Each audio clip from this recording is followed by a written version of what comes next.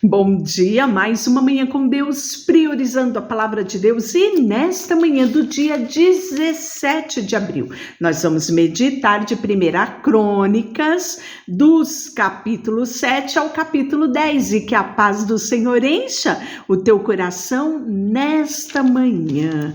Ontem nós falamos de como é interessante e como é maravilhoso descobrirmos características, segredos de Deus nas gerações. Falamos sobre a genealogia.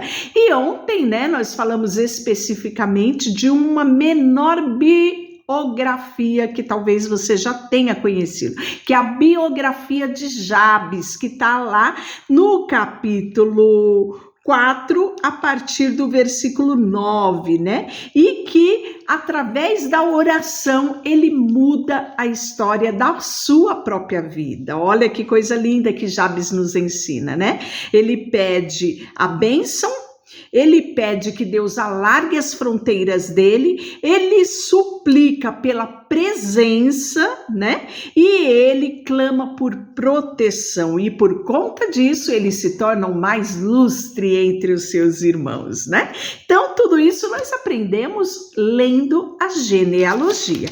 E aí, nós vamos falar agora do capítulo 7, que são os descendentes de Issacar, das tribos. Nós estamos vendo, vimos a linhagem sacerdotal, os descendentes dos levitas, de Arão, e agora os descendentes de Issacar. E os 4 filhos de Issacar vai iniciar aqui, o capítulo 7, e vai falar que no tempo do rei Davi, o total de homens aptos para a guerra, listado no registro dessa clãs, ou seja, desta tribo, era de 22.600. Então, nós tínhamos muitos guerreiros, na tribo de Issacar. E nós vamos ver também, logo em seguida, os descendentes de Benjamim, que foi o filho mais novo, O filho da mão direita, o último filho de Jacó com a sua amada Raquel, Então, ele era um único irmão, realmente, por parte de pai e mãe de José, E aí nós vamos ver que o rei Saul, o primeiro rei de Israel, ele vem de que descendência? Dessa descendência, da tribo de Benjamim.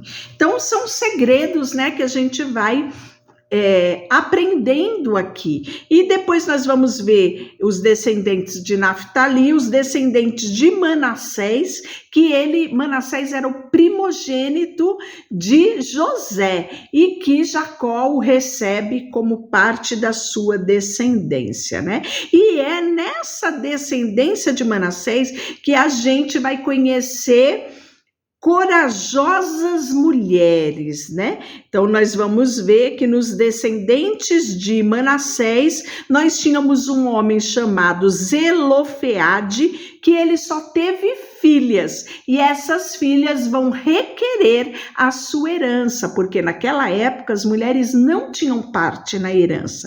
Então, nós vamos ver que essas corajosas filhas de Zelofeade, são 5 mulheres, elas requerem, elas vão até Moisés consulta o Senhor por causa da demanda delas, e Deus disse, é justo o que elas estão pedindo, E essas mulheres, filhas de Zelofeade, elas mudam a lei em Israel, e as mulheres passam a herdar também, nas descendências dos seus pais, se não havia homem nessa descendência, Então, nós vamos ver esse destaque das filhas de Zelofeade.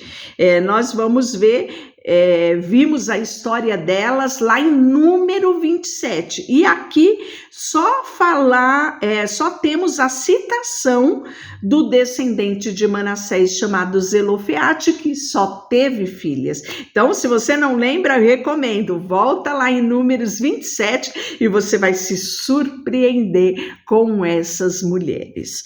E nós vamos ver os descendentes de Benjamim, né? Os descendentes de Assé, e nós vamos chegar na família de Saul, que é da tribo de Benjamim. Isso está no capítulo 8 específico, que vai falar da tribo de Benjamim, que era uma tribo consideravelmente pequena, né?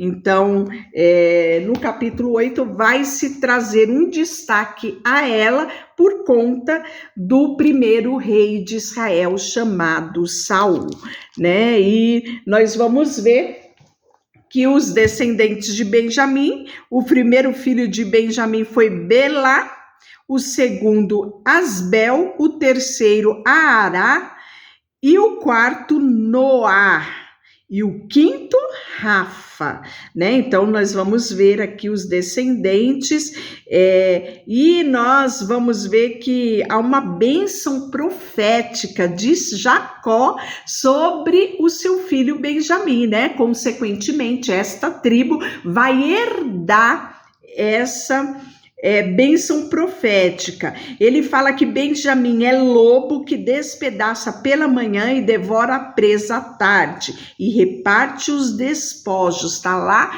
em Gênesis 49, 27, né? Então, o que ele está falando com essa bênção profética de Jacó sobre essa tribo de Benjamim? Que seriam homens guerreiros, homens fortes, valentes, né? Seriam poderosos flecheiros na guerra, né? Então, olha quantas coisas a gente descobre olhando a descendência, o histórico, né? Aquilo que vem sobre essa tribo. Lembrando sempre que quando Jacó, Israel, estava perto da morte, você vai lembrar disso, ele chama todos os filhos e ali ele profere bênçãos sobre cada um dos seus filhos.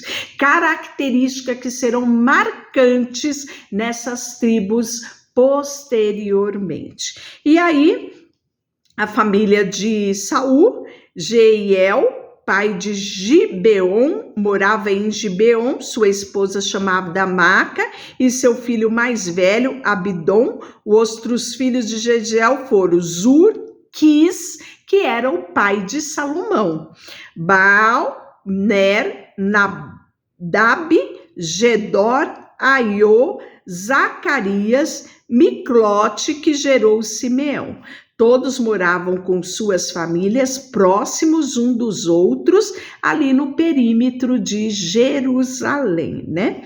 E aí nós vamos ver que Ner gerou Quis e Quis gerou Saul, e os filhos de Saul foram Jonatã, Malquissua, Abinadab e Isbosete. O filho de Jonatas chamou Mefibosete, e a gente lembra muito dele porque Davi o chama, né, para comer na sua mesa em honra à memória do seu pai Jonatas, né? Então nós vamos descobrindo aqui nesta genealogia histórias que nós já tivemos conhecimento nos livros anteriores, 1 Samuel, 2 Samuel, 1 Reis, 2 Reis, e que nós vamos relembrar detalhes aqui no livro de Crônicas.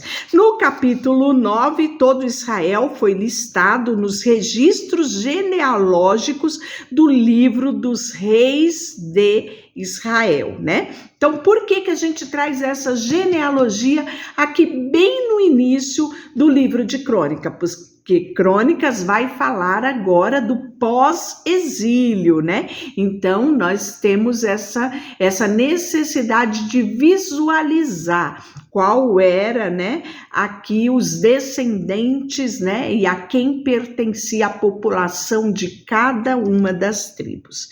E o povo de Judá foi exilado na Babilônia por causa da sua infidelidade. Os primeiros exilados a regressar as suas propriedades em suas respectivas cidades, foram os sacerdotes, os levitas, os servidores do templo, além de outros israelitas. Alguns membros das tribos de Judá, Benjamim, Efraim, Manassés se estabeleceram em Jerusalém. Uma das famílias a voltar foi Ubai, filho de Amiúde, filho de Onri, filho de Inri, filho de Bani, descendente de Perez, filho de Judá, né? Então aí a gente vai ver que ao todo voltaram 690 famílias somente da tribo de Judá, né? Era uma tribo grande. Da tribo de Benjamim, alguns dos que voltaram foram, né?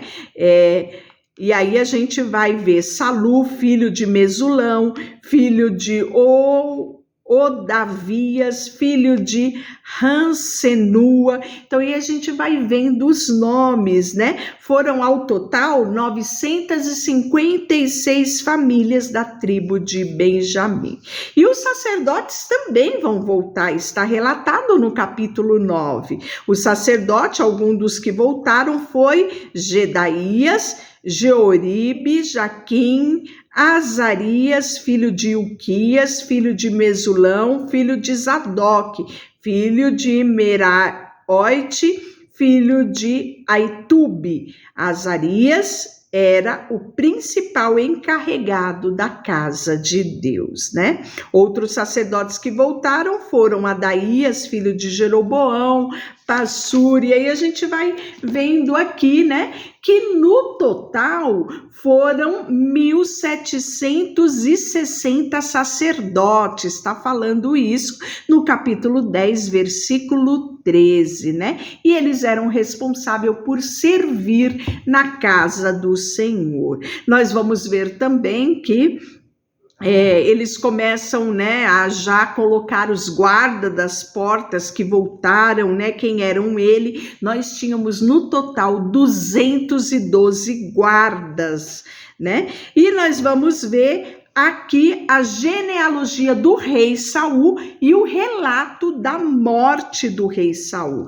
Então, no final do capítulo 9, nós vamos ver a descendência de Saul e no capítulo 10 vai falar o relato de como ocorreu a sua morte, coisas que nós já vimos lá em 1 Samuel, capítulo 31. Os filisteus atacaram Israel e os israelitas fugiram deles. Muitos foram mortos na encosta do monte Gilboa e os filisteus cercaram Saul e seus filhos e mataram 3 deles, Jonatas, Abinadab e Malquissua. O combate se tornou cada vez mais intenso em volta de Saul e os arqueiros filisteus o alcançaram e o feriram. Saul disse ao seu escudeiro: pegue a espada e me mate, antes que esses filisteus incircuncisos venham me torturar.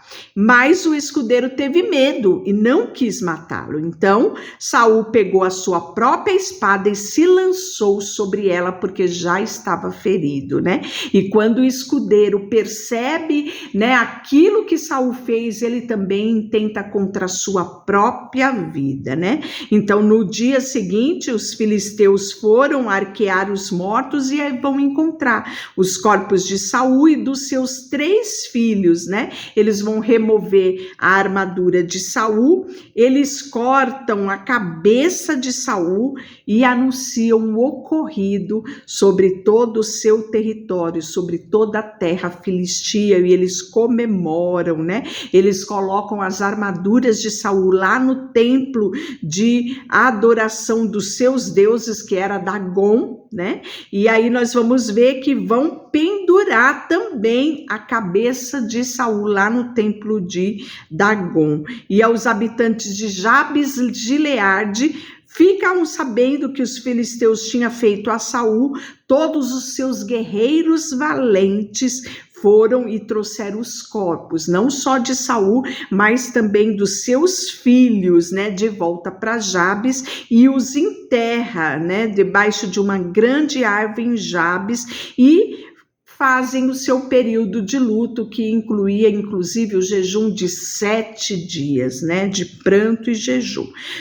Saul, ele morreu porque ele foi infiel ao Senhor, Crônicas fala isso, não obedeceu aos mandamentos do Senhor e chegou a consultar médium, em vez de pedir orientação ao Senhor. Por isso o Senhor o matou e entregou o seu reino a Davi, filho de Jessé. Então, de uma forma muito resumida, mas acontecimento este que nós já vimos de uma forma detalhada nos livros anteriores. E nós vamos ver Davi se tornando rei de Israel, que é a nossa leitura de amanhã.